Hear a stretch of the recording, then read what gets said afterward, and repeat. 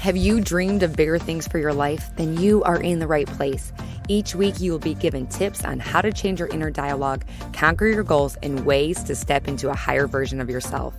I'm your host, Lauren Kubat. I'm a motivational speaker who hosts personal development events.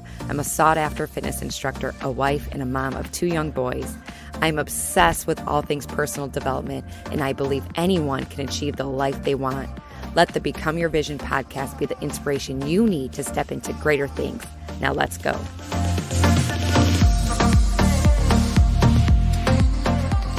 Hi, welcome to the show, or welcome back to the show. Wherever you are listening, I appreciate you. I am so excited for the next 2 guests that we have on the show today. I have been following Danielle specifically for the last several years, and if you're not following Danielle Ivy or Aiden Ivy, I would recommend that. And if you're not following me, go follow me as well. I will leave all that information in the show notes, but they are a great resource to go to for different types of workouts and humor and family. And I've been wanting them on the show for the last several months now. Every time I map out who I want on the show, they have been in the back of my mind. And you'll find out today, if you're not aware, that Danielle is actually super shy in person. And this required a little bit of her stepping out of her comfort zone, and I'm so thankful that she did. Great conversation. We talk about what their fitness journeys were like, what it's like to have a blended family, what to do if you are struggling with where you are at. So if you love this episode, please make sure you leave a review on Apple Podcasts. Also, you can screenshot it and share it to your social media, tag Danielle, Aiden, and myself. We're also doing a giveaway. You can win some combos from their WIT nutrition shop here in Charleston. So stay tuned for the very end where we announce the details for that. Okay, enjoy. Hi guys, welcome to the show. Welcome back to the show. Thank you for tuning in today wherever you are listening. I'm your host, Lauren Kubat. Before we get started, make sure that you are following this show, Become Your Vision. All you have to do is there is 3 little dots to the right side, upper side on your screen. Make sure you hit that, and then make sure you're following the show so you're updated every time a new episode drops. You won't be updated annoyingly. It'll just pop up anytime you come onto the app. But today I am super excited. I'm almost I almost don't believe that I have the next 2 guests, just because we've been trying to work this out for the last several months. Today, I have Danielle and Aiden Ivy. And if you're not familiar with them, they are a power couple in the Charleston area. So they are the owners of WIT, also known as Whatever It Takes Nutrition, and have quite the following, not only on Instagram with a combined following of 130,000 followers, but have built a following in this community. They provide free boot camps for the community and make their nutrition shop a place where people can come to better themselves. They are also parents to 3 children and are examples of what it means to live a happy and healthy life. Welcome to the show, guys. Thank you for having us. Absolutely. Yes. So this is the second interview that I've done. Well, I guess besides my husband and myself, but second interview I've done with another couple. So It's fun. Yeah. So hopefully by the end we get some good juice or something. Oh my gosh. Okay. So let's get into it. So I moved here about 4 years ago, and my friend, shout out to Jessica, she was like, I was a personal trainer. I'm also group fitness instructor. But at the time I was personal training, and she's like, you really need to follow this girl. Her name is Danielle, and she has awesome workouts. And then and she's like, she lives in this area. I was like, okay. So then I started following you. And then one day I saw you at the gym that we were working out. And that was 4 years ago or something like that. You know what's funny? Because I was telling Aiden, I don't remember when I started following Lauren or when I met Lauren. I knew it was pivotal, but I like could not pinpoint that time that we met. So what do you say, 4 years ago? Yeah. Yeah. Before our youngest. And from Indiana too, right? Yes. So I heard in Jamie's podcast with you that you were from Indiana. I'm from Indiana. I knew that. Okay. So I'm from Chicago, but after Chicago, after growing up in like the northwest suburbs of Illinois, my husband and I went to school in Southern Illinois. And then after that, we moved to Columbus, Indiana, and we were there for 6 years. Interesting. Okay. So I've been there like my whole life since I was like 3. So. Okay. Kokomo, right? Yeah. Oh yeah. Way down in Kokomo. Yeah. Yeah. So small town, right? Yeah. Okay. Kind of. I mean, yeah, it is. No, it's really close to Indianapolis, so it's like such a fun area. We do you know, I'm sure Greenwood? No, I haven't heard of that one. Okay, so that's kind of by Indianapolis. My mom's gonna be like, yes, you have. Greenwood, Bargersville was the actual town, but it was like smaller suburb of Greenwood, but in that area. So Aiden, where are you from? That's I grew up here in Charleston. Oh, you did? Okay. Okay, fun. So, okay, Danielle, let's get into your fitness journey, like when it all started, and let's start there. Okay. So like from the beginning? Beginning. Were you always like athletic or into fitness? I cheered for 7 years. So I was somewhat athletic, as you can say, but like fitness wise and like working out, absolutely not. I didn't work out or anything like that. But it was after I had my second one. So I have 3 kids. Kinley is 9. So when she was 6 months old, we actually went and took family pictures and we got them back. And I was like mortified. I was like, I hate all these pictures. This is not what I look like. Cause I've always been sort of like skinny fat is what they call it, I guess. Okay. Yeah. Yeah. Thin, but not like tone, that word. But then I got this back and I was like, I hate these. And I joined the gym that week. And then, but both of my pregnancies, I gained 50 pounds each time. Wow. So with Kale, I gained 50 pounds. And then like he was 9 months old. I got pregnant again, gained another 50 pounds. So then after I had her, I was like, this is not it. And that's when I got into it. So okay. 2012.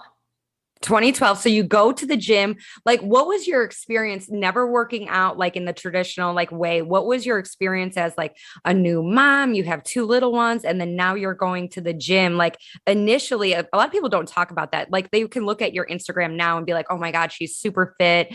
She's like working out. She's filming herself and like, she's, she just has it all. So can you go back to how you were when you initially went into the gym and what it felt like and kind of like how you started to, work out? Lots of YouTube. Okay. Because I'm shy, so I don't ask for help from anybody. I would go into YouTube, back workout, and I would follow the whole thing. And then that's when I found Instagram as well, because I started Instagram at this exact same time. Okay. So I initially started my like fitness Instagram was when I started working out. So that was getting into the like fitness Instagram. What do you call that? The time that like blew up, when it was beginning to start, like when everyone was starting to like be fitness on Instagram. Okay. Yeah. I don't know that. Yeah. When everyone was starting to post like workout videos and stuff. So I just followed a lot of workout videos, a lot of YouTube, a lot of bodybuilding.com. So you a lot of time too. You told me like you were afraid to go to the free weight section. Yeah. I didn't do a lot of cardio, but I did a lot of little machines and stuff like that. And then I started to get more comfortable and then ventured out. I actually went to the YMCA. It was so tiny. It was literally like the size of my living room. Oh my gosh. Yeah. The Y, it's like all like dingy and like old equipment and like retired people. Nothing wrong with that, but it's not like young and hip and like got it going on. So, okay. You go in because I'm glad you mentioned that with like the free weights, that is a very intimidating area for most people, but especially women, to go in and be like, they don't know what they're doing. They feel like everybody's watching them. They feel like there's like these guys like grunting, and, you know, they don't know where to like, even to set up like the workout or whatever. So when you started on like the machines, and then what kind of like gave you the confidence where like, okay, I'm going to try like the free weights now and go there? Oh, I guess I'll say my ex. So my first two are actually from a previous marriage. Yeah. I would go in there with my ex, and kind of showed me around. And that's when I felt more comfortable, is when I was with somebody. And then I just kind of was able to do it on my own, because he actually went on deployment. So I was forced to be on my own. Yeah. Okay. Well, and I know with like couples, like I remember, so my husband, Tom, he was into fitness like before me. Like I wasn't, like I just like did it to like lose weight and just, you know, for vanity reasons. And I remember like working out together because I didn't know what the hell I was doing. And then when he would like critique me, I'm like, I felt like it was like a personal attack. Now I know, like, I don't care. I'm probably like the one critiquing him now, but like, I would be like, oh my gosh, cause I'm already insecure that I'm at the gym. Then I'm like, he's noticing. If he's noticing, everybody else is noticing. I look like a freaking idiot. Did you ever like go through all that or no? Not really, but it's funny because I get asked a lot, like how I find the confidence to go into a gym full of men, like you say, grunt. Honestly, I try and tell, they don't look at you. They're looking at themselves. Totally. They're not looking at you. And I've learned that. So now I could go into literally any gym and just work out. But women think that everyone's looking at them and judging them. Oh, she's using that. Nobody's looking at you. They're looking at them. They are. I'm not looking at other people like judging how they're doing things, you know? Yeah. So you have to learn that they're looking at themselves more than they're looking at you. That is so true. That's so true. Okay. So then when did you start like seeing results? It was pretty quick, if I'm gonna be honest. Pretty quick, yeah. I don't know why, and maybe it's just my genetics, but like it happened really fast. And then I just got my first sponsorship, and then it just went from there. And you changed your diet, I'm sure. Yeah, of course, yeah. But it was like pregnant, you were eating hot wings and pizza. And girl, I gained 50 pounds both times. It was.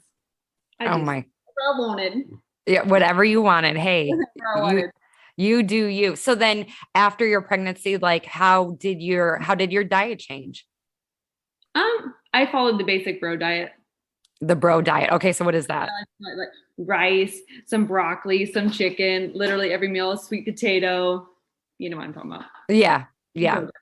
The bro diet. I just want like for, you know, anybody who else is listening, like what exactly is that? Should I be like Googling that? Should I follow it? Yeah. Sweet potato. I mean, I do bro diet because I actually easy. It really is easy. It's not like a diet. I just like, I like chicken. Me and chicken. Chicken, rice, and a vegetable. Yeah. Easy. Right. Okay. So, you get on Instagram, because I want to talk about this. Like, I feel like, especially in this, fitness industry, it's very saturated, but then like on Instagram, it is especially saturated, you know, like a lot of people, they go to the gym a few times and now they're like a fitness influencer. So how did you grow your following? And was it something that it like surprised you? Somewhat, yes, but I think it was the relatability. Okay. Of being a mom. And at that time I was a military wife. My ex was deployed. I had 2 kids, and you know what I mean? Like, I think it was just very relatable. My, what do you call it? Niche. Yeah. I was a mom that, you know, worked out, had gained a lot of weight during pregnancy, lost a lot of weight. It was just very like intriguing. Yeah. That's what I can guess. I don't know. That's what I'm assuming. So were you like surprised? Like, well, what was your first sponsorship? That was Cellucor. Like, okay. And stuff. Yeah. Cellucor. Okay. Wow. So were you surprised when you got that? Yes. I remember getting the DM being like, oh my gosh, they really want me. And like, I think at that time I had less than 10,000 followers, but it was around 10,000 followers when I got that first sponsorship. That was a lot back then. Yeah. Back then 10,000 was a lot. Yeah. Yeah. Oh my gosh. Okay. So then let's get into like how you two met. Oh goodness. Fast forward to what, 2017? Yeah. It's pretty well. So I started going to Pivotal. We can back up a little bit because we knew each other before that, but we didn't really know each other. We went to the same gym. We all went to the same gym. Yeah, we all went to the same gym. I would always go out with a buddy. and I'd see her there, but I wasn't gonna like talk to her, you know. And besides, at the time, I was also dating someone, but somehow we started following each other, and then it was really just like a mutual follow for a long time. It wasn't really until we didn't actually even have any conversations. I talked to someone at the club about this today. Mm. So on Instagram, that's when they first started with like the Instagram stories. Mm-hmm. And she posted that a teacher had like corrected her son's work. Grammar. Yeah, but her grammar was incorrect. And so I commented on that, and that just kind of opened up the door to us talking. And then so she, at that time, I was running those free boot camps, and she kind of was interested in that. And that opened up the conversation for us to start talking, really. So you slid into her DMs? Yeah, I mean, it was probably like over a year of following each other and never spoke once in the gym. Yeah. I don't even know if I ever made eye contact with him, but I don't make eye contact with anybody. So. I was going to. Yeah. So one time we were working out, and one thing I always admired about her is because I'd see her working out, and I know she wasn't there. You know, some people go to the gym and they socialize a lot, and they don't even hardly work out a whole lot. Mm-hmm. And she was always in there, just there to do the workout. And I could tell, like, she was just, I don't know if now looking back, was she just shy, but she was just there, like putting in work. And I admired her in a lot of ways. I'm like, look, she's really fit. She's putting in a lot of work. And I just was like, man, I want this girl on our team, you know, like our team help. And I was like, if she walks past me this time, I'm going to just bring up how we follow each other. And it's weird to not talk to each other. But she ended up taking the long way around me. I'll walk by you like this, like with my head down, looking at my phone. So I would go like really out of my way to talk to her. So that never ended up happening. So then like another 6 months went by where we didn't talk to each other. But eventually, and then you finally did. So was it like initially, like, was it awkward? Like, we're not connecting here on Instagram. We're like face to face. Was it like, did the stars align? Met? Yeah. Well, I guess when you had your first conversation. No, that was pretty. No, because it was natural. So business. It was so like, it was like, hey, I want to come to this workout.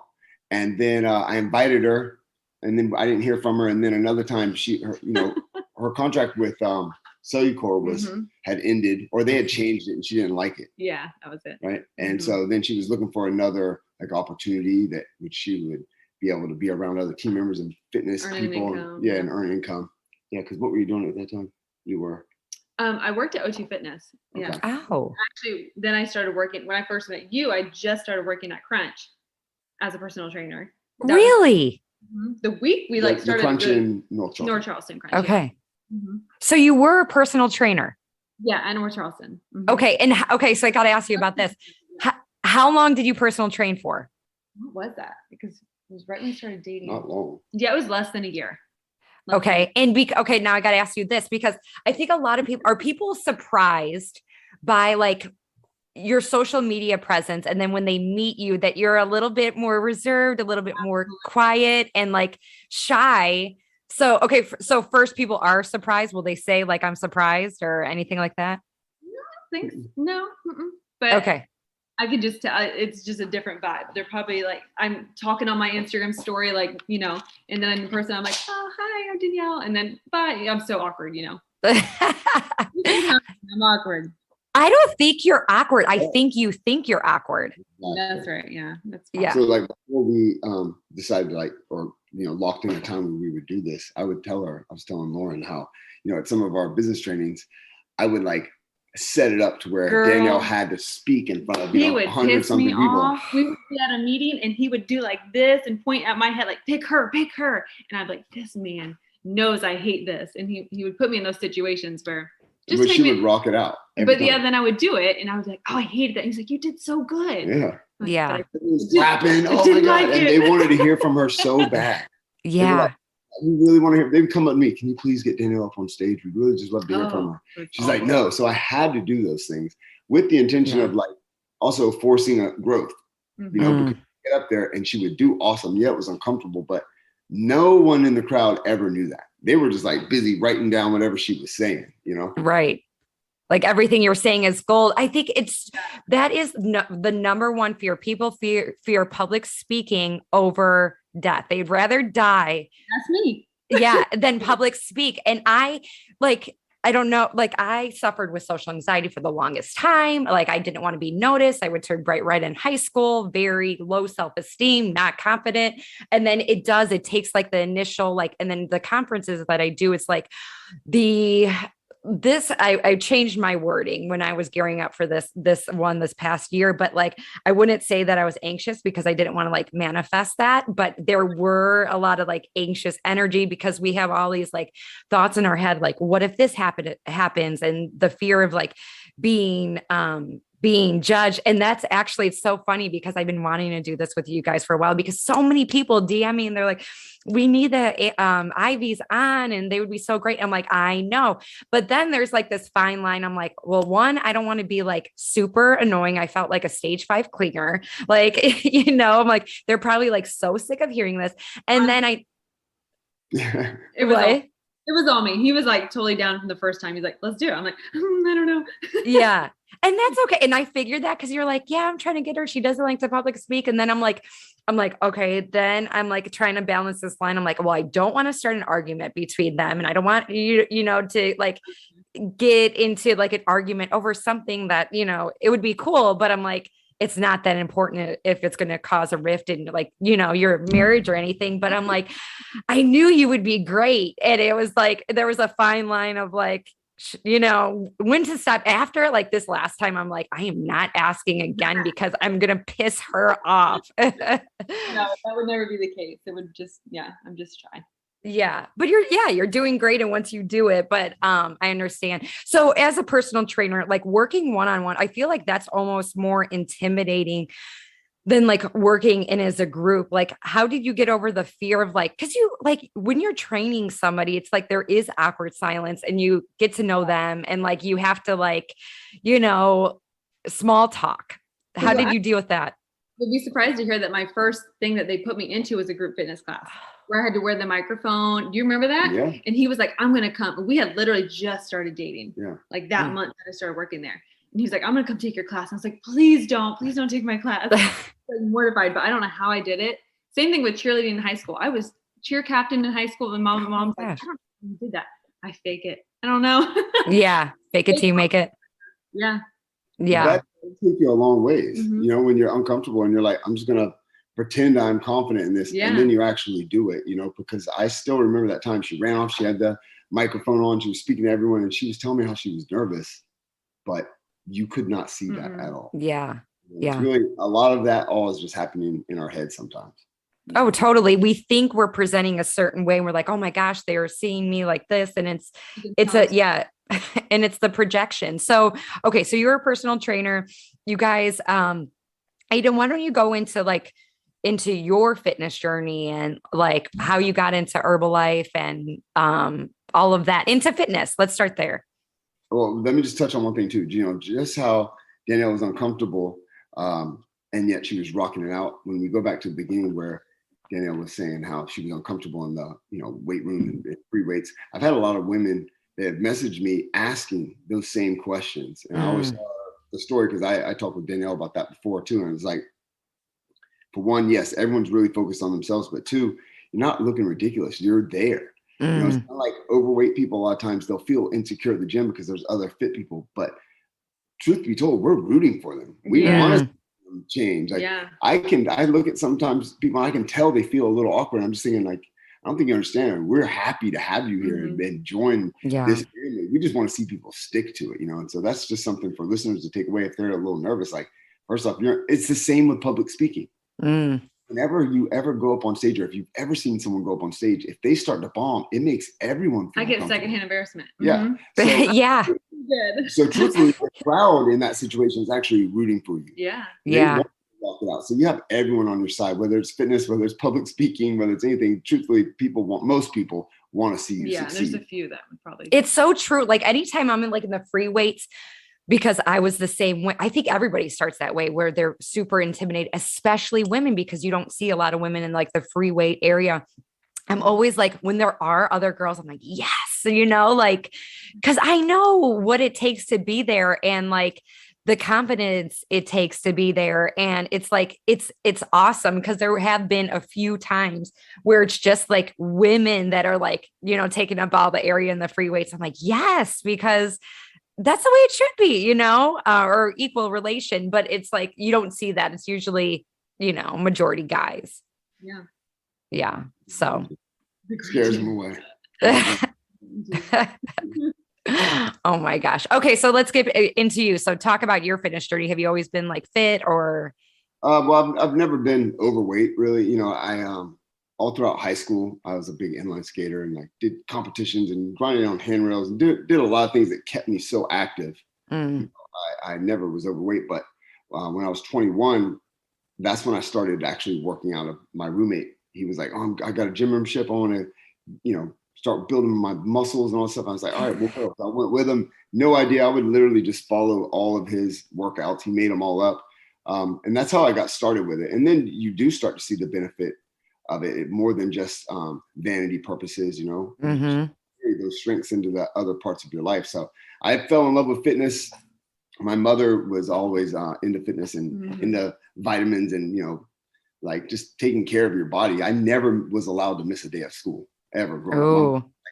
Here's echinacea, here's zinc. My mom loaded me up with vitamins and but I also didn't really get sick. So I would always have to try and fake it, but I grew up with a mother who, modeled that behavior. Yeah, modeled like fitness. She wasn't always like going to the gym because it wasn't so much of a big thing in the early 90s, I guess, for everyone. Yeah. But she was in martial arts. And so I had a good like model and just told me the importance of taking care of the only body that you have. Totally.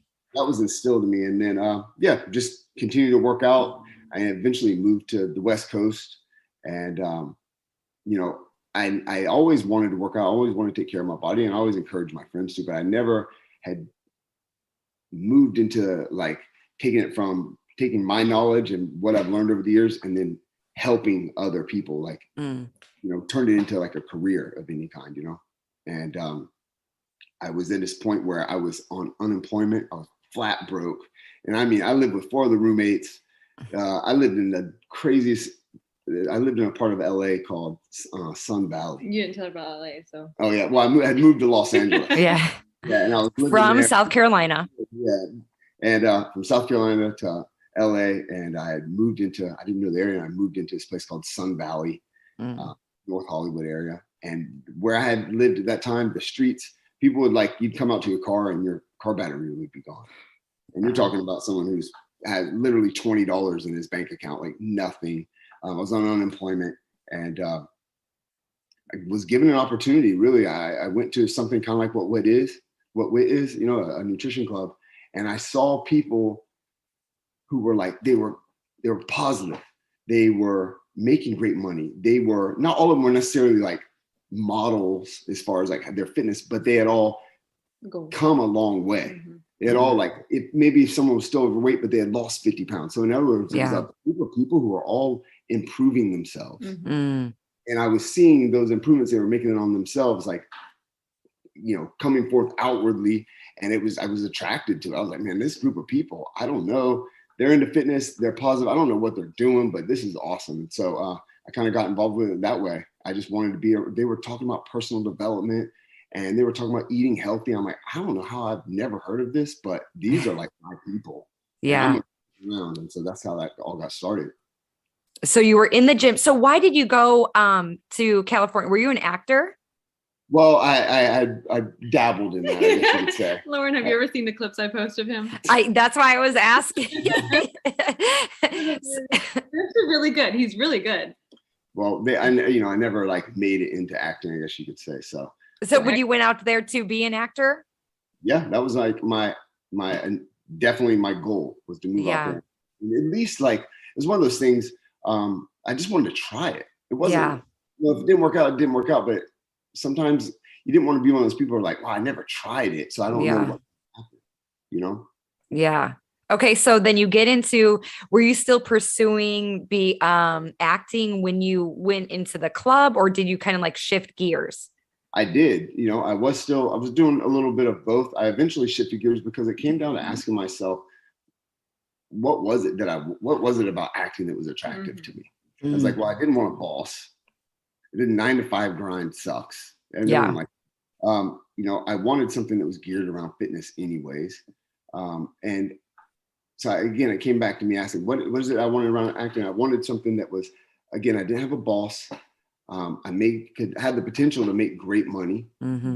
And I could travel and be free. Like that's one of the things that are most important to me is freedom. Like time freedom is so valuable. Yeah.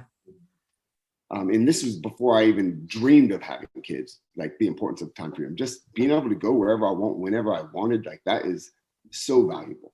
So I realized that's what I really wanted from acting, and that the opportunity that was given to me with Herbalife, I could do those same things, Yeah. Okay. So then you get into this. So then do you start personal training and then get into Herbalife? Okay. So then, so you're working at the gym, or you? No, I was actually on unemployment. I had no job. You were still on. Okay.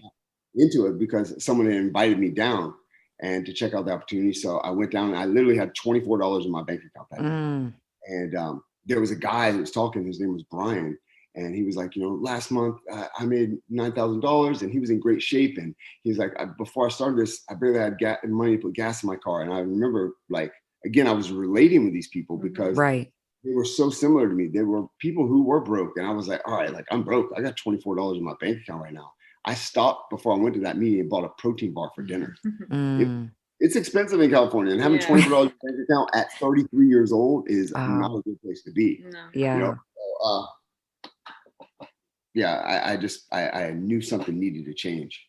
We all reach that point, whether it's with finances, whether it's relationships, whether it's your fitness. Like that's one thing I've learned since being involved with a group that's big on personal development is like it's all relatable. Yeah. Really like the same concepts that you apply to fitness are the same ones you can apply to a relationship. Yeah. And everybody has a story. When you really get to start talking to people, it's like everybody has a story, whether it's, a sickness, a loss, a terrible childhood, a, bad relationship, whatever it is, you're like, everybody has their own story. When you're able to let those walls down, so much connection can be made. So you met this guy, Brian, and, you connected with him. Was he part of, because your company is Herbalife. So was he part of Herbalife, or how did you guys, okay. So basically what I was going to was, it was called Intro to Coaching. It was where they were saying, hey, this is what we do for the community. This is how we earn income. If you want to be a part of it, you're welcome to, it's kind of like that. And so I said no, because to be honest, I'd never heard of Herbalife, and there were people making great incomes, and I had $24 in my bank account, so I'm naturally going to be skeptical. Right. And I said no. And then I just went home and I did some Googling, which doesn't always work out. And you can Google either. You can Google anything. Totally. Fortunately, I found what I had come across was, it was just realistic. I wouldn't say it was bad or good. It just said, hey, it's like any business. If you work at it, you're going to be successful at it. And like many things, people get involved with them and they just think like, I'm going to be so rich overnight. I'm not going to have to do any work. Right. That's the thing. Again, you can apply to anything. It happens when people think they're going to get in shape. They're like, I'm going to just go to the gym and work out, not realizing they're going to have to change a lot of things. A lot of things, yeah. Yeah. You're going to have to change your diet. You're going to have to change your routines, your sleep schedule. Yeah. All of that. If you want to be successful in the gym, if you want to be successful in any business venture and have a successful relationship, you're going to have to do things that are different from what you were doing before. Yes. Right? Because me having $24 in my bank account came from me like making bad decisions. Yeah. Making lazy decisions and not surrounding myself with the right people. Yeah. So, okay. So my life changed basically. Okay. So then when were you like, okay, I'm going to do it, whatever, like you were Googling and then you're like, well, I'm just going to try it, or? Yeah, basically I said, what do I got to lose? Like, I'm sitting in this apartment. I have 4 roommates. I'm living in an area where I'm 33 years old. Like I would call my family and my mom and be like, hey, you think you could just order me a pizza? Like I hated that. Truthfully, like I hated it. Like to like have to suck up your pride and do those things because again, here I am, this guy who's pursuing something that's not paying me in any way right now. some jobs paid you $200 or something like that, not enough to get by. So all in the hopes that it's going to work out. Eventually you're like, all right, like I'm tired of living this way. So I'm just going to do something different. And at first I was dabbling and I was still doing bartending and things like that, whatever I could on Craigslist to find work. Craigslist. You just dated yourself a little. Yeah, that's how I would find bartending jobs all the time. But you know what? Again, I just kept surrounding myself with those people, and they were all very motivated people. And they were people who were making a lot more money than I was. So I was just going to follow with, and here's another thing too, is like they were truly helping people. Yeah. You know, and that's one of the things. If they were just making money, I don't know, because that fulfillment part wouldn't be there. Right. They all seemed so fulfilled and they seemed genuinely happy. And they were like, again, they're not all in, when I say great shape, they had just all improved their health, their weight, their mindset, all of these things. And so I just kept surrounding myself with them. You know, success leaves clues. And so just taking notes from them and doing what they suggested of me. No one ever told me what to do, because that was one thing. I didn't have a boss.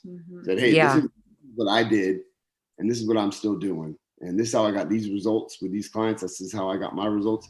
This is how I got new clients, and just kind of worked like that. Hey, before we continue with the show, I want to talk to you about something that you might not think about too often, but it is vital in keeping you and your family safe, and that's insurance. In today's hectic world, we women have so many roles and things on our plate. Our to-do list seems to get longer and longer. Rachel Davenport, the principal agent at LH Griffith and Company, understands because she is a wife and mother herself.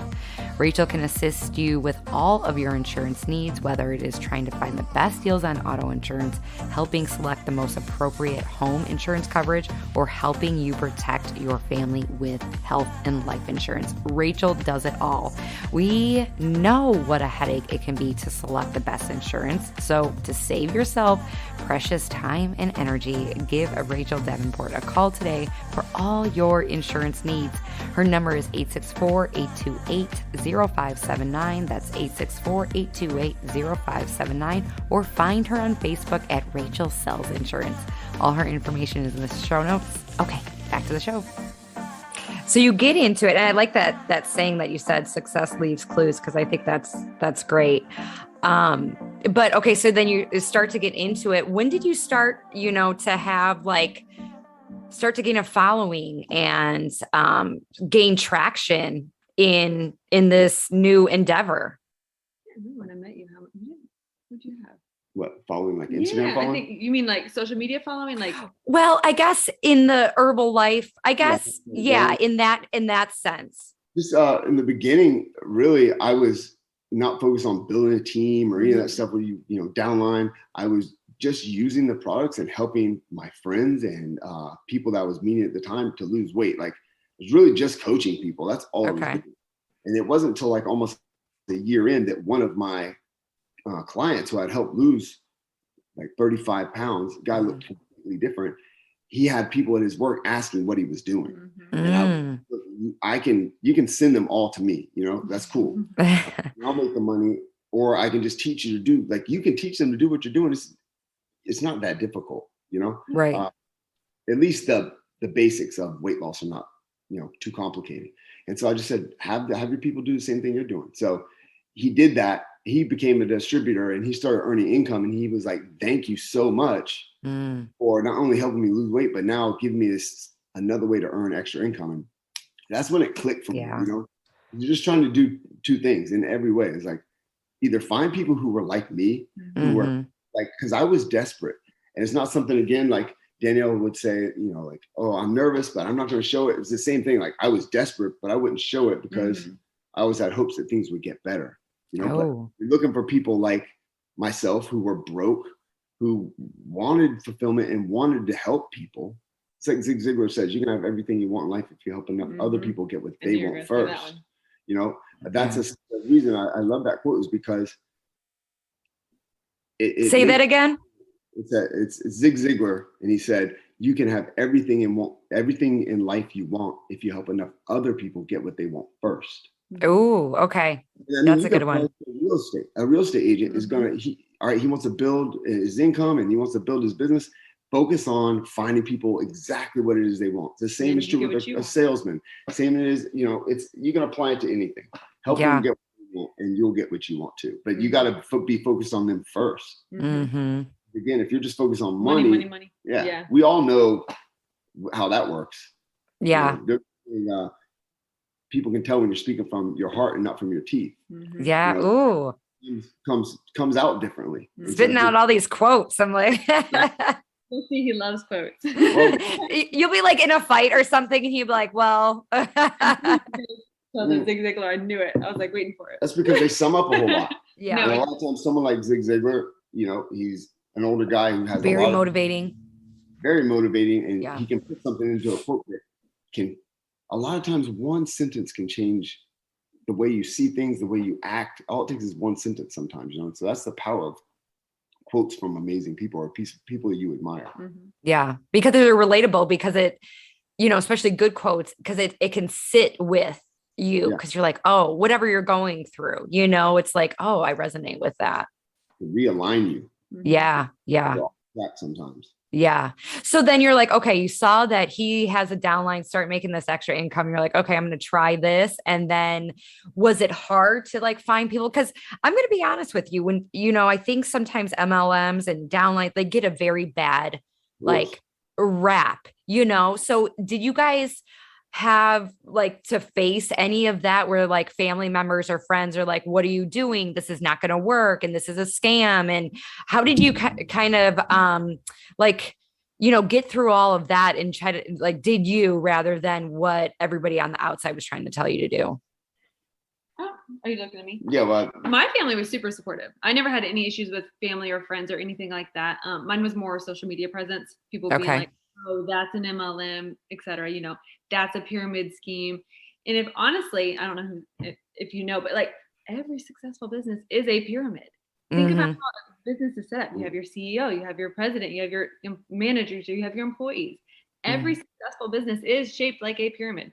And with ours, like if you're not selling products, we're not making money. We don't make money if we just sign you. If we signed you up as a distributor tomorrow and you didn't sell anything, we don't make a single dime. Right. So that's what people don't understand. They think that we just recruit and make money off. We don't make a dime. It goes back to that quote. Like, let's say, we were to find somebody who's similar to me and they were broke, or even like Danielle, because you got to think at the time, she didn't like what she was doing either. Away from her kids, she wanted that time freedom. So you find someone like that, if their goal is they want to earn income, well, the only way in that situation I can even earn income is if I solve their problem first. I have to teach them what I know. Right. That was one of the things that really attracted me to the business, because when I found out like the person didn't make any money for signing me up. All right, I don't make a dime if I sign someone up. I only can make a dime if I can help them become successful. And so I was like, okay, well then I know that, my sponsor, Melissa, that she's not just trying to make a quick $100 or whatever. Right. I know not all MLMs are the same, and there's They're some where different. you do, you earn money, and that's fine if there's people like that. But that I was always personally turned away from that, because I didn't know, like if you were trying to sign me up for something, you didn't care about my success. You just cared about signups. And then you would leave them in the dust, Yeah. And that again is a huge thing. People have to understand there are so many MLMs, you can't bulk them all into the same thing. But they do. They're very different. Yeah. And I get a lot of, not a lot, I just had people close to me, some friends. It was all like, to be honest, they were just trying to warn me. I didn't take offense to it. I didn't write anybody off and never speak to them again. It was really, I still have some emails where people were telling me how it was, but the truth is they didn't even understand the company's business model. Yeah. And I would break it down for them, and then they just wouldn't respond. And to be truthful though, some of them did come around eventually. Once I stuck to it, and then they saw that it was legit, then they came around. That's another thing I've learned. Once you're like operating out of your truth and you're actually doing something, a lot of times people just want to test you. It's the same when clients this over the years. So you have someone start on products and their friends make fun of them because they're trying to improve themselves. Look, you're going to get some hate, but the thing is, people, as they see you improving yourself, especially your friends, people that, they think they're your peers, are just like you. When they see you improving yourself, whether it's getting healthy, they see you building, taking a risk and starting your own business or creating a podcast, doing whatever it is, right? They see you rising.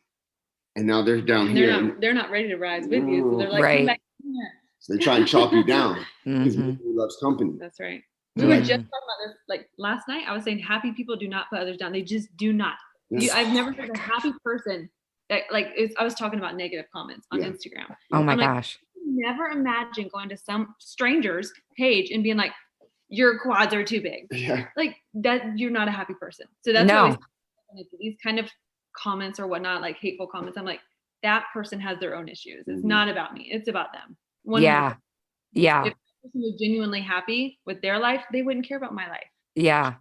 So. I was going to ask you that. That was like one of my things on my list of questions was because, and you mentioned this on your stories, Danielle, a lot, is like people just like say the rudest things, you know, like, or disagree with you, or because you have a different belief or whatever. And you get so much hate. How, not all hate, you know, it's like the really unhappy people are the people that would send you that. But even if it's 1 or 2 comments a day, how do you deal with that? That I'm really bad at this, and he'll tell you, like, I will get 100 comments on a picture of myself, but if one person makes fun of me or anything, like, that's the only one I focus on. And he's like, no, there's 99 other comments that say you look great today, but you just pick that one. So that's something I've had to learn to like not do. And for a long time, I actually restricted comments to followers only because I would get so upset. Yeah. And then I realized that was kind of hindering my growth. So I was like, I'm just gonna deal with it. And like now I allow all comments. But yeah, so I just have to tell myself the same thing I just told you about. They're unhappy with their own life. It's not about me. Yeah. If they're genuinely happy, they wouldn't say that to me. Because there's things I scroll on Instagram, and there's things I see where I'm like, that's not it. I could never imagine voicing that. I just keep going. Just keep scrolling. Unfollow them. Yeah, if you're gonna be mean, what is the meanest thing like somebody has like said to you where you're like, oh my God? It's anything about being a mom. Anything that goes towards my parenting, those like hurt me to the core. And I hope nobody's listening to that doesn't like me because that's how I get her. No, anything to do with me being a bad mom or anything that will tear me up. You can talk about my body, you can talk about whatever, you know, but if you talk about my kids, you say, what was the one comment about? Someone said something very hateful about Oakland one time, and I was just like, it tears me up. I'm like, how can you talk about children? Like, but yeah, that's the biggest ones that get me are like parenting, or if you talk bad about my kids. Yeah.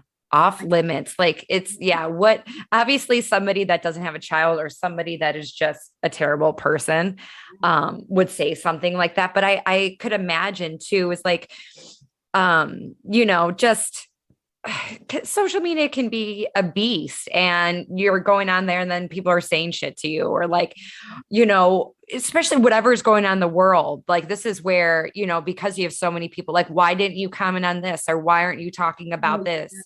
Do you feel like that? Like, oh my gosh, should I be talking about this? Or, you know, how do you? Yeah. So when all of the world started crumbling in like early 2020, I felt so much pressure because I would like, if I say something, I'm damned if I do, I'm damned if I don't. Right.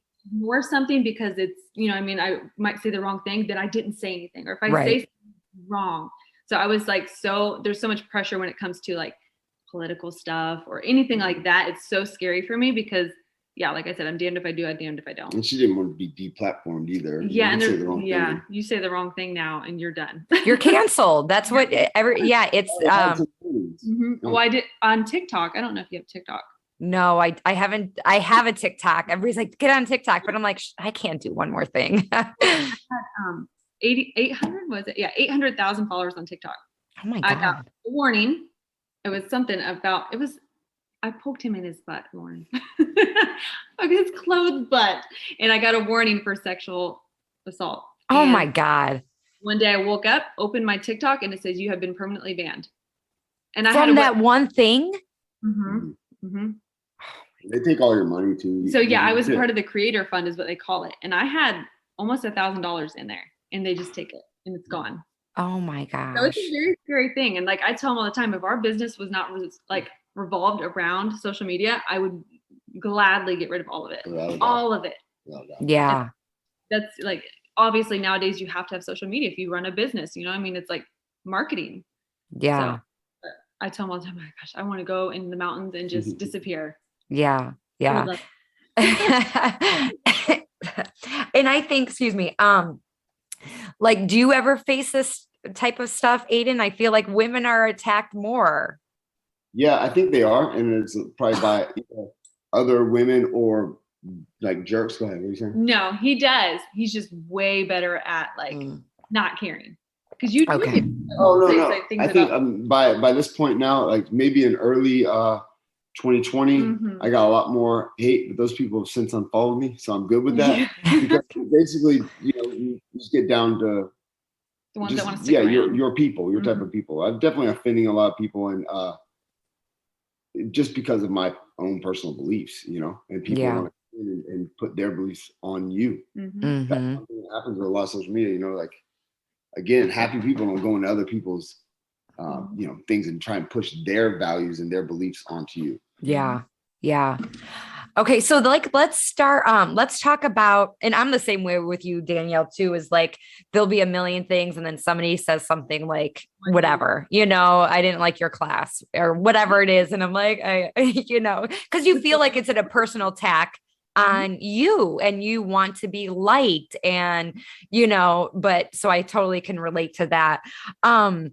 So when did you guys decide, like, I want to open up a brick and mortar and bring this thing we're building together, and then also doing it in the midst of, I feel like, the hardest time to open a business during COVID. So let's talk about that.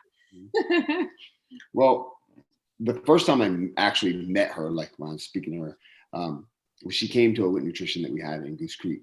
And that was a space where we had, you know, honestly, I would have challenged anybody in Charleston at that time to get better results than what we were producing on that place.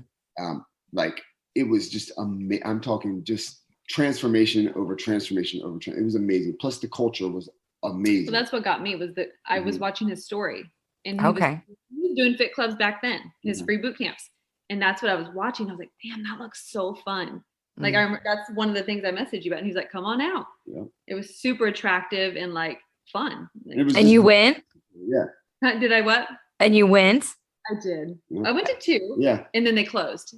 I got like, she got in right at the very end. Yeah. So we continued to, after that closed, then it was just our businesses, or at least mine, shifted into just social media. And then of course, like face to face, if I run into somebody at the gym or they stop me at, I don't know, Subway or something like that.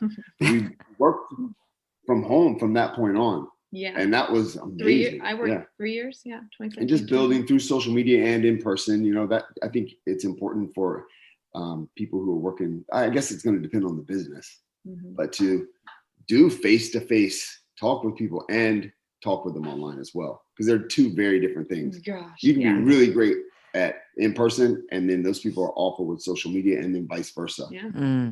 Both cases, it takes a lot of work.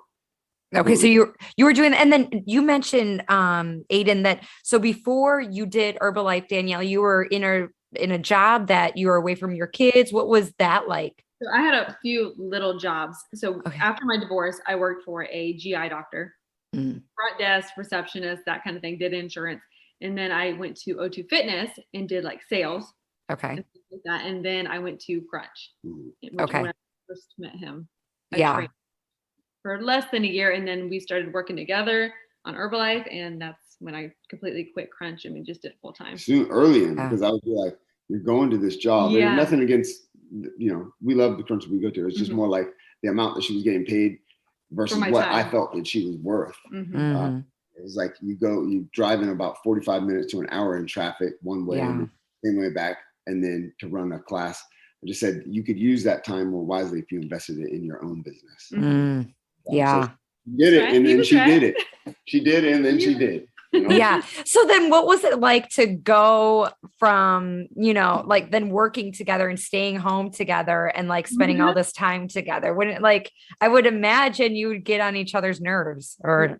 We sure did. Well, that's when we started doing, so we had this thing before COVID stuff started, where we had our days, because we would get to that point where we didn't want to be around each other. We needed a break for the kids. So like on a Monday, that whole day was my day. I didn't have to come home. I didn't have to check in. I didn't have to do anything. I could go to a coffee shop. I could take myself to lunch. And then the next day was his day. And then the other days we'd spend together. But to have those like specific days where it was just me, not even my kids, nothing. It was like, you'd still be working, you know, but you're answering messages without having to also grab a baby real quick. I could go sit at the park on my phone and so talk you end to up people. becoming more productive. It was amazing. Yeah. But then when COVID started, everything like shut down. So we kind of let that go. Mm-hmm. Yeah. Okay. So then you decide, okay, during COVID, hey, now is a good time to open up a business. Like what was the idea behind that? Well, you know, for one, you know, COVID, one thing that it took away was like, especially in the beginning, more so, is people weren't even standing 6 feet from each other. Yeah. You know, all of our, you know, we had business trainings every single month, you know, with lots of people that we'd get to see, they're almost like family. So to go from that, all of that ending, and then there not being any kind of local structure or none of that stuff, everything was put on hold.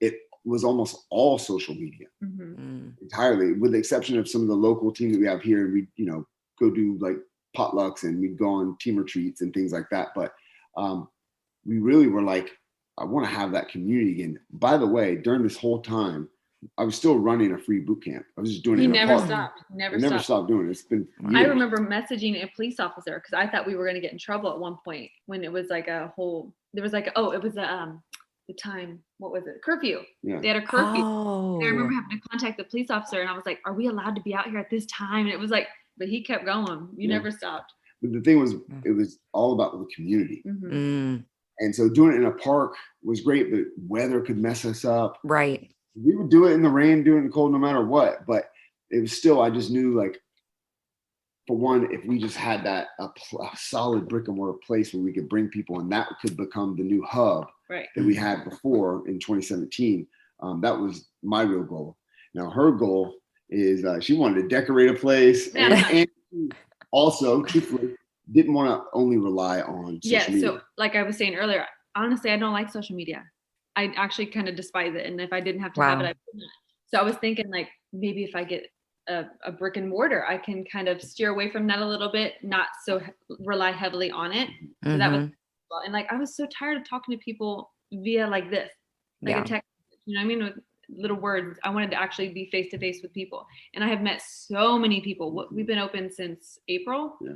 I tell him all the time, I can't believe how many people I've met that know who I am, that follow me. Like, oh, I follow you. I've been following you since 2015. Like, I had no idea that they even. Yeah. And like, awesome to connect. So I've met some of like Sherry. She's like, I met her at WIT. Like, it's just odd to me. And it just makes me so happy. Is it weird when people are like, I've been following you? Because I felt like, I don't know, is that something like people, I don't know, influencers like to hear like, oh, I've been following you? Because I remember I actually, it was at Pivotal. I was like, oh, I've been following you. And you're like, oh, thanks. But you're super shy too. And, and I'm like, is that what people say? Do they like hearing that? Or is it weird?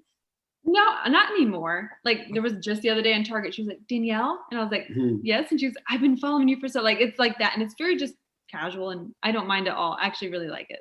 Yeah. Do you get, I mean, like, do you ever feel like I just want to go somewhere and not like, I don't know, you know, not to say anything, but like you want to go somewhere where people don't know you or like, if you're, you know, yelling at your kid or whatever, like people aren't going to judge you or anything like that. Sometimes. Yeah. Well, now that we have WIT, I feel like everywhere I go, I see someone that I know. Yeah. Literally, especially now that we have like the brick and mortar, like everywhere I go, oh, there's Steve. I'm like making up a name, but you see someone everywhere you go now. So yeah, sometimes you just want to. We've met like that's another really great part about it. That makes me happy. Sure. Well, that's why I wanted to commend you guys too, is because yes, that's why I said, I'm like, oh, they have a large following on Instagram, but it's not just about that. You've built like this community and these boot camps, and you share to your stories, all these boot camps that you have, and that people that can go there for free to work out, they don't need to pay. And, you know, any shape and sizes. And it's like, you have these large groups of people that are just like, they feel you've created a space where they feel comfortable of where they can come to you guys. And then there's trust there. And then it's also, they want to see you succeed. I remember when you were saying you were opening, like, I felt like you guys did such a good job about like the hype behind it. Like people were excited to hear your story and like the trials and the triumphs and, getting the permit and all the things that, came up and the struggles that you face. And everybody felt like they were kind of in it with you. And then you're like, grand opening. And I felt like there was just a flock of people that came to support you guys because they really believed in your mission and what you guys had to offer. And I think that says a lot about you guys, is the community that you guys are building. And that's amazing. Yeah, I think that's one of the things that I'm always like taken aback by, how I'll be next door at Crunch. And not only do I know so many people, but the same people, we all go to the gym and you see those people and you never connect. Well, now what happens is people come over to WIT and they grab a post-recovery shake or a tea or something, but then they also run into that guy that they always see there, but they never really talk to them. Yes. And then they become friends. It is so awesome to see. So now it's like, created so many more friendships. It's a little hub outside of the gym because you don't really want to talk at the gym. But afterwards, if you're getting your post-recovery shake and you're like, oh, hey, how was your workout? Like, that we see people building relationships within our business, and it's so awesome. Like, you see it outside of the gym and outside of WIT. Yes, I said that there's like so hung out outside of WIT. Yeah. That's amazing. Yeah. It makes me so happy. Yeah. That's huge. Do you ever because you guys work out there, do you ever feel like I just kind of want to work out, where are you stopped and stuff during like a workout, or do you? I always at least say hi to someone. Yeah. Someone always says hi, but we have a home gym too. So if I'm ever feeling like I don't want to be socialize today, I just work out at home. Yeah. A lot, to be 100% honest, they've all become a lot of our friends. But they've become a lot of our friends. Is that to hide anything? What's that? The alarm? Oh no, it was to remind me to go to bed. Sorry. Well, no, because our schedules have changed. So no, because I want to say this, but I don't want your kids to hear. Somebody's alarm went off one time because they had to do this. Oh yeah, we don't do that anymore. I cannot. Okay. I don't know yet. Not. Yeah. Okay. So you've built this, and you've been friends or whatever. You've created this relationship where, your buddies and everything. So how did you come up with Whatever It Takes, or WIT? So that was actually started in 2014. And I was working closely with a guy who's another Herbalife distributor, and he already had a team built, and they had like their team name. And then as I would bring on team members, I remember one time one of my team members was like, oh yeah, Team Evolve, that was his team. But they didn't know because we worked so closely together and we didn't talk about teams or anything like that. But I felt bad. I was like, damn, like he's not actually in their downline. And, so I was like, I need to create a team. And so we came up with WIT Team. And by we, I mean me and the squirrel in my pocket. I just came up with WIT Team one night, and I had another team member at the time, and I bounced it off of him, and he liked it. And so we just kind of went from there. And eventually me and my buddy Alex, his team, even though we're completely different Herbalife organizations, we came together, and kind of that's where WIT Team even blew up even more. Whatever it takes, again, like everything's relatable, so what it takes for you to improve your relationships, improve your body. If you have that attitude, that's why I said earlier when we were talking about boot camps that we do them in the rain. I never cancel due to any kind of weather. Wow. Unless they block the roads, I've never canceled Fit Club, ever. And it's because I know that if I start canceling because of weather or whatever it is, then that gives them permission to make the same excuses on themselves. Right. And then, that saying, the guy named Garen Jones always says, how we do anything is how we do everything. And so if you start to allow yourself to not go to the gym because it's gloomy outside, or you're just not really feeling it, that's the same way that you will take on your, disciplining your kids or raising your kids or being in a relationship. You'll do the same thing. when it gets a little bit inconvenient, you just won't follow through with what it is that you want. Yeah. Yeah. That's awesome. You mentioned the kids. I think you guys do a great job. Like you have, a blended family. You had 2 kids prior to meeting Aiden, and then now you guys have Oakland together. What has that been like? Especially, I know there are people listening that are in that same situation that you guys are, but it feels like you took Danielle's kids as your own. And it's like, you guys do such a good job of like, just equals, of like, nobody feels like, no, that's Oakland's dad or anything like that. So how did you guys build that? Or were some of the struggles that you guys had to work through?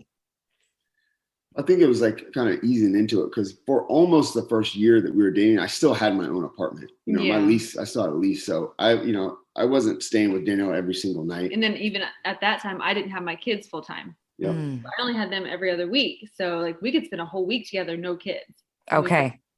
It was a good way to transition into it. And as I spent more time with the kids, I loved being around the kids, and I would never want them to feel I don't know, like maybe I just didn't favor them or anything like that. You They don't want adore him. Yeah. So like literally, I don't think they could love him. They probably love him more than they love me. Sometimes they do. I'll see your post and you're like fighting for his attention because like the kids have the attention. The other night they said mom is boring. And I was like, okay, well, true, but you're like, I carried you. I know, I birthed you. Yeah. Well, 2 different parents bring 2 different things, Mm-hmm. Yeah. I don't think either one of them, it's not like a favor. They're both equally as important. Yeah. Yeah. That's awesome. Okay. So I want to get this. I have a few more questions here. What were some of the struggles that you guys faced when opening your brick and mortar? And were you ever like, did we make the wrong decision? Absolutely. Okay. Why did we do this? Yeah. We're like, why? We were so comfortable and like we literally had nowhere to be every day. We could go on vacations. I'm like, why did I do this? Yeah. But yeah, I mean, there's definitely been times like that. Yeah, we were making a great income. Literally had no boss. If we were like, hey, you want to go see your Aunt Virginia tomorrow? Like, yeah, let's just go. Like, with the exception, the only thing, Fit Club. That was always it always had to revolve around Fit Club because I had to be there for Fit Club. But that kind of freedom. So then to create almost like I guess you could say a job, even though we're coming at it from a different place, but it's still structure wise. You have to be there at this time, and there's lots of responsibilities to go from doing whatever you want to that is definitely an adjustment. But it all kind of comes down to like, for one, nothing lasts forever. Mm-hmm. Jim Rohn said, "We're not a tree. You can move. You can do whatever you want. You don't have to be stuck anywhere." So for one, nothing lasts forever. But also, it's like you want to build something. You know why? Why did you create? Well, community. That's what we want to build. We want to build community. We want to build a place where we can grow. So that's why you do it anyway. Again, a lot of times the things that are uncomfortable, it's real cushy staying at home. Running a social media business. Really, you can do whatever you want. That was my issue. I was losing my fire because I was just like sitting on the couch all day talking to people. I would go to the gym for an hour, but then I would come home and sit on the couch and play with Oakland, and the kids would go to school, and it was just like, what am I doing? Like, I'm not talking to any people, like, face other than through my phone. So honestly, it would be different if there were no kids involved. That same scenario for someone who's in their 20s and no kids, right? But you have to spend so much time at home. You're still alone so often. I was just like, this is not it. Like, I need to be around people. I wanted to talk to people. I wanted to be around people, and so it was my little bit. So you decide, and then what, you had some issues with like permits and stuff. Like, didn't you want to open way sooner than what you had? We figured it would only take a month because WIT is very basic. There's nothing I did to the floor. I ripped the carpet up and I put basically I made the floor like concrete. Gritty. It's like grip tape. Because I was running Fit Club in there. but it's very basic. So we figured, hey, this is gonna be. But really it's quick. very nice. Like it's you're saying basic, but it's like decorated, very cute, you know. And Danielle did a really good job. And then also every time I go in there, it smells so good. You always have some type of candle. Yeah. So you're saying basic, but it's not basic. Well, it's yeah. What I meant is it just wouldn't. I didn't expect it to take very long. Yeah. Right. You didn't have like No, break down any walls or anything like that. An employee for someone, or then when I became a herbal distributor, like, hey, I work for myself, but there's nothing. I wasn't responsible for anything, And to come in and now you have this lease, and now you have to set up all these things, and then permits with building the bar, and that was one thing that definitely I learned an amazing lesson. I actually wouldn't take it away, but I've always been a never anxious person. And some things happened with some permits, and they were going to be sending us back, especially because of COVID, for like another 3 months, and rent was going to be due. Right. And so she would tell you, she would tell you that was making me in a way that she had never seen before, because there was so much riding on it. I had actually one day right before we were getting our final inspection, I walked in and I remember feeling like my upper stomach, kind of like right under my chest muscle, like your ribs. Yeah. Yeah, it felt like my skin was raw. And I thought it was wearing like a Nike like active shirt. It was kind of like perforated or whatever you'd say. So I thought maybe chafing. Yeah, I thought it was chafing. Your nips were chafing. Yeah. My stomach, it was a weird place. Like, why would that doesn't protrude or anything? Why would that be? But I passed the permit, and then the next day still felt it. 3-4 days later, still felt raw. And I would tell Danielle, like, it feels raw. And I pulled my shirt up, and the skin didn't look any different. And then I put every cream on it I could find. I've done diaper cream, all these things just to figure out what was going on. Well, then these 2 little dots appeared.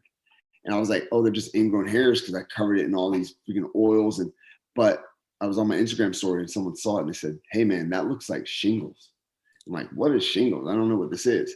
So I started Googling it, and turns out it's like stress induced. Oh my God. He gave himself shingles. Well, because if I thought about that permit, it could be 4 a.m. I just woke up and thought I wouldn't go back to sleep. Oh my God. And I remember feeling it in my like solar plexus area, just feeling like an anxiousness. And so long story short, cool. I got shingles. I got rid of it very quick using the Wim Hof breathing method. It just like de-stressed my body a whole lot. But what I took from that is that stress can literally kill you. You can make yourself. It created body from being worried about something that wasn't, I would find would never happen. It was very eye-opening. Like, wow, you just made yourself sick. Made myself sick. And to pay that, if anyone ever is listening to this and you're stressed, you ain't can't worth it. do it. You were truthfully. So I suffered a little bit, but I took something from it, Right. Was that hard on like the relationship? Like, okay, so you're raising kids, you're trying, you guys see the vision together, and then, but there's this stress, there's the stress of finances. And then it's like, okay, are we gonna have to pay rent when we're not bringing the money in? Like, was there like any like headbutts, or like, how did you guys like work through that?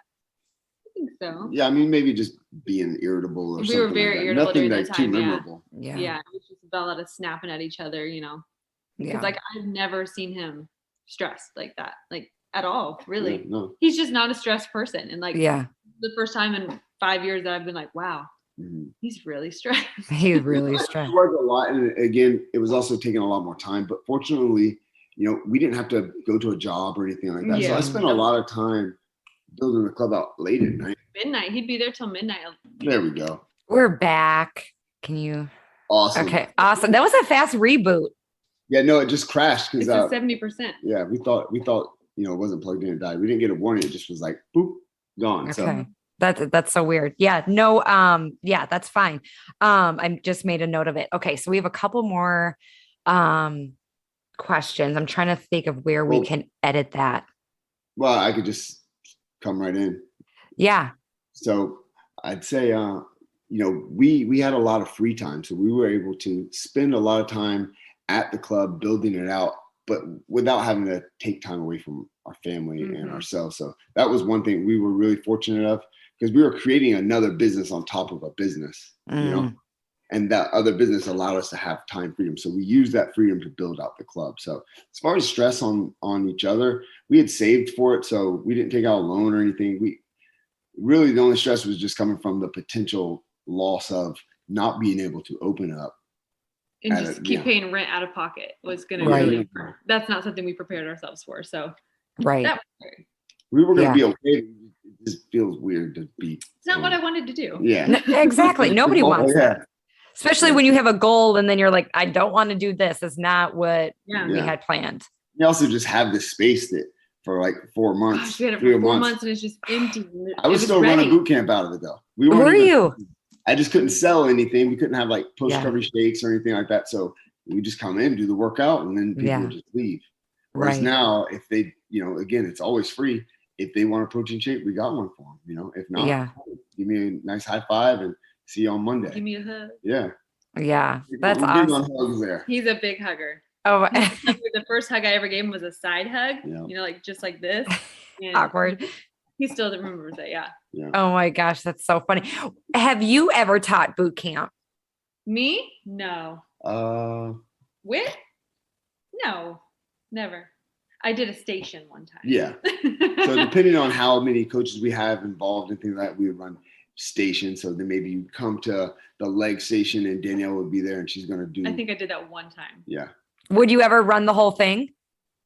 I think I could. I've seen him do it so many times that I think I could. I wouldn't be Aiden though. He does. I could not. But you would be Danielle and you offer something else. Right, that's exactly. Right. Yeah. You need that sauce. You need different flavors, you know? Yeah. It's nice when you got a chicken nugget and you can dip it in a couple different flavors. Chick-fil-A sauce. Yes. Oh my God. So good. Okay. I have a few more questions before we end. What is the hardest part about owning your own business? Not having that time freedom anymore. So literally like we did it so we wouldn't have a boss and have a 9 to 5, but now I literally work for us 24/7. So we're open 7 to 3, but it doesn't end there. Yeah. Like it's a constant thing. Oh, we need straws. Oh, we need cups. So it's like, even right now I'm thinking, what do I need tomorrow? Like, you know what I mean? It's a constant thing. So it's just way different than what we had before. So that's probably my biggest struggle is like, I don't ever get a mental break from it. It's always there. When you go to a job, when you leave that job, you're done for the day. Right. You're never done. Yeah. So and then on top of that, you also have online clients and online and 3 coaches, kids and 3 kids and a relationship and your own fitness routine. Yeah. Oh yeah. Then I got to find time for me to work out. Right. I won't allow that part to struggle, you know, to own this business. So it's really. But it's all an investment, you know. Yeah. It's truly what it is. If you knew without a shadow of a doubt that nothing was going to come from it, or you know that it would just you wouldn't do it unless your only goal was to learn something. But then there's a bit of a learning curve too. And in the beginning of any business, you're going to have to really be there a lot more than anyone else. One of my first jobs was a guy who owned a construction company. And when he first started, it was just him and his buddy. And they would work multiple jobs till late at night. And then, you know, now he, to this day, has a really successful business. But he was the one, you know, pounding the pavement at that time. Yeah. So what goals do you have to make it where you have a little bit more time freedom? Like where do you guys see this going? Like business wise, like a business goal you guys have, and then maybe goals you have as individuals. I know I have. I mean, ideally we'll have employees at some point. Right now it's just him and I. One of my personality traits is that I don't like to give people control. Delegation. Yeah. Delegation. I cannot, I'm like, I'll just do it myself. I'll just do it myself. To let go, and especially with weight, it's really hard to let go. Right. So I'm struggling to bring people in and kind of give us some relief. That's right. Yeah. But they have to be the right people. And for me, they have to be Herbalife distributors for a couple of reasons. One, I want them to be knowledgeable about the products. And 2, I want them to be able to build their own business inside of my business. And that's what that place is. I came into a club like that and I was able to build my business out of there I never had to pay rent. I never had to pay for Wi-Fi. I would meet people out and they were mentioning my button that you'll see, or sometimes just having the word Herbalife, people will come up to me and go, hey, I want some of that. But I would then take those people to that club. I'd buy them a shake. Mm-hmm. It's bomb. It tastes so good. So then they're like, all right, cool. I would just talk to them about the program they're going to be on, help them lose weight. I was able to basically help change people's lives or play a hand in it. All right. And build my business out of someone else's business.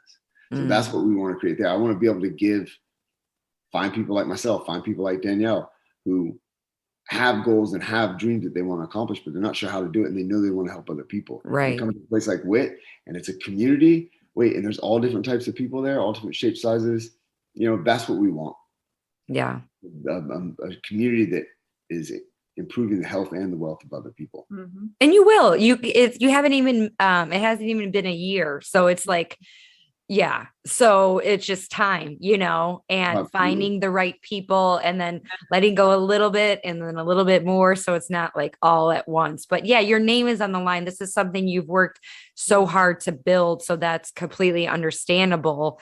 But yeah, finding the time where you can have some time to yourself. And do you guys kind of set up that system in place? Cause I feel, you have your relationship and then you have your business and then you guys work together sometimes.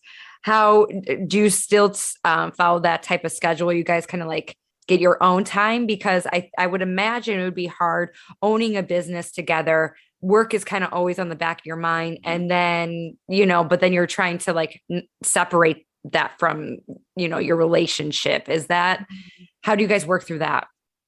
It is a challenge, especially right now, again, everything is a learning curve. So it's like the way it is isn't the way it's going to be. Right. But yeah, I mean, we don't have a whole lot of time as much as we used to, especially it's such a contrast from where we were with more time than we knew what to do with. Literally, to go into none. And again, maybe that's why, it's an adjustment period for us. Mm-hmm. But again, that's part of creating your own business. The challenges that come with owning and operating your own business, there's a lot, but the rewards can be great too. And not just monetary rewards, but fulfillment. So I'm saying meeting all these new friends that I have, I talk about it every single week. I'm like so giddy. I'm like, oh my gosh, I cannot believe how many people, how many friendships I've built, like real friendship. It's just very rewarding. Yeah. That's awesome. We expect there to be challenges. I wouldn't have gone into this thinking there was going to be no challenges. And would it really be fun? Years later, of course you want it. Of course you want it easy right now, but if you or anyone listening to this is thinking about the challenges that they went through years ago and that they've learned from now, they're like, I wouldn't change it for anything. Right. Totally. Oh my gosh. Yeah. And so it's no different. The difference is I have that mindset in the moment rather than, I have my moments, of course, but for the most part, I know what we're doing is the end. You have the end game in mind. Absolutely. Yeah. Okay. This is just what was that? I said a vision. I have a vision. Yes. And it's super important for you to have a vision, especially as a business owner, especially with your podcast, with anything. If you don't, and we can all lose that vision. That's why, you have successful people say, write down your goals every day. That's really just to keep it. Yeah. In our minds. Just like a vision board does the same thing. It's not magic. I had a vision for you guys to be on, and I was like, okay, I'm going to be persistent without trying to be annoying. It was honestly, Lauren, it was never annoying. I actually thought I was letting you down, if anything. I never felt annoyed by you. I felt like I was like letting you down by not wanting to. So it was honestly the opposite. Okay. I was like, I don't want to be annoying. I was telling Sherry, because Sherry mentioned too, she's like, I think she'd be great. And I'm like, I know, but I also, because I knew she was your friend too. And I was like, but I don't want to be like, a stage 5 clinger, like get off, and there are some people that would just like, I'm not, there's this one woman and she'll just like straight up, like, I that's not for me. And I was like, okay, cool, fine. But I thought you'd be so good. And I knew he kind of wanted to do it. And and then I knew you'd be great. And here we are. Manifest destiny. Exactly. Okay. This is just kind of a juicy one. What is like a pet peeve, like that you guys do to annoy each other? Funny you say that, because before we got on, he was doing it. And I was like, see, why are you doing that? He's very like, relaxed, chill. So it was literally, what time were we supposed to be on? 9:30? Lauren, it was like 9:29. And he was like, I'm gonna get some water. And I'm like, she's going to be on in any minute. He's so leaving the house. He's like, let me go do this real quick. I'm like, go, go, go. Yeah. Nah, we're chill. So like, that's probably one of the things I get mad at him the most. Oh my gosh. That's why, you find those people and you marry them, Right. Yeah, if we were both high strung or if we were both really slow, Yeah. that was that. So we balance each other out. I'm quick. He's chill. Yeah. I'm quick, he's slow. That kind of sounds bad. Yeah, But if I leave the cabinets open, I'm sure a lot of you did a reel on that. Like, the cabinets. What does she do that annoys you?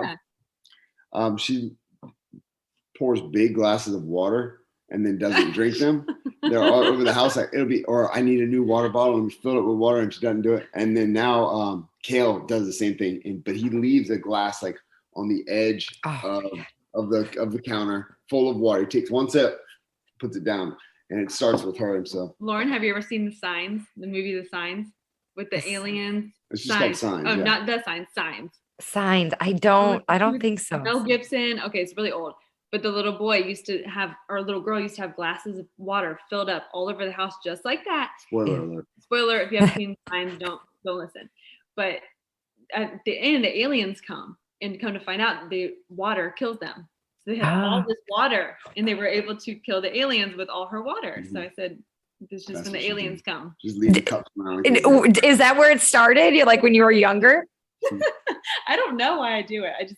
I don't like to drink water, but I try and tell myself I do. Yeah. So she's like, I'm gonna drink this whole thing. It's always good intentions. Yeah. Oh my gosh, that's funny. I just wanted to know that because online you're like, it's fun getting into these questions too, because everybody has their own thing. Every relationship has their own thing. And like, online you're like, you can tell you guys are really in love. You guys have a great relationship, but it's also fun to know that, you guys are real and you guys, have your own things that are annoying. You can tell our problems are obviously very small if it's water in cabinets. Yeah, exactly. No, that's all fixable. Okay. So where can people find you? Let's say if they're interested, to follow you on social media, I'll leave this in the show notes if you guys want to each share your handle and then the WIT handle. And then also, what if they're interested in possibly becoming a distributor? How do they go about doing that? I mean, either DM me or if you're in town, like just come in and talk with me. Yeah, Mm-hmm. that's all it is. You always just want to learn so much if you just talk with people, what their goals are, what they need. But social media, we have wit.nutrition on Instagram. I think it's just Wit Nutrition on Facebook. Personally, Danielle Ivy _. Yeah, this is at WitDad, WITDAD. Yeah, WitDad. Awesome. I'll leave all that in the show notes. And then, do they have to live in South Carolina to be under your downline or anything? Okay, so they can slide into your DMs. Countries. Yeah. Over 90 countries. Mm-hmm. We have clients all over the country. I have a lot in Canada. Yeah. That's insane. Country, yeah. That's awesome. That has to feel really good for you guys. It's one of those things. Just like we were saying before, just consistency. Yeah. And having a vision of what you want to build and then push through the haters. You can sum up the whole podcast. It's like we talked about haters, push through those, focus on what's working, not the one comment. Yeah. Yeah, totally. All relative. Yes. No, that's awesome. Okay. And then we're also doing a giveaway. So I am teaming up with the WIT. So this is for local people.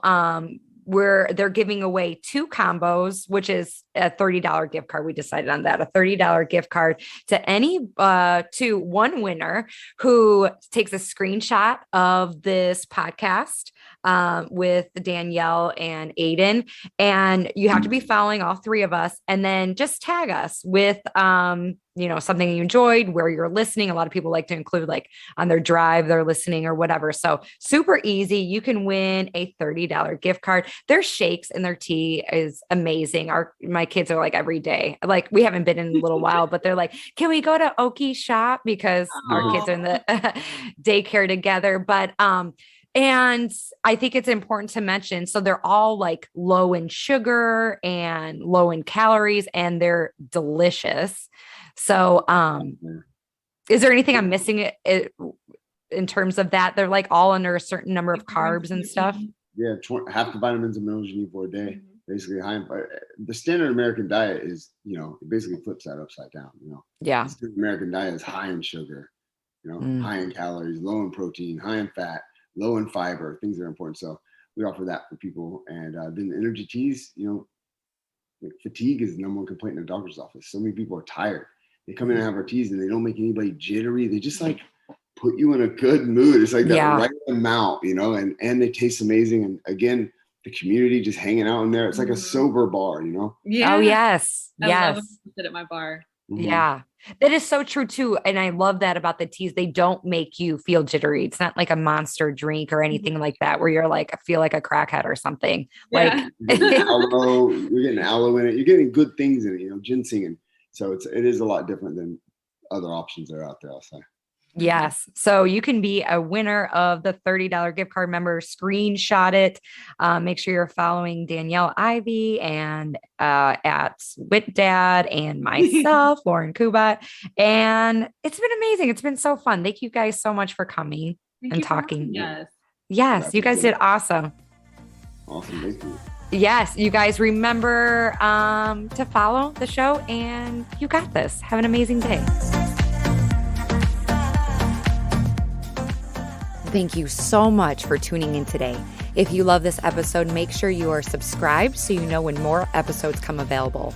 My goal is to inspire others to become their vision, and one way to get the word out is with reviews. I would really appreciate it if you left an honest review on iTunes, and it would mean so much to me. Thanks again, and remember to go after the life you want. Bye, guys.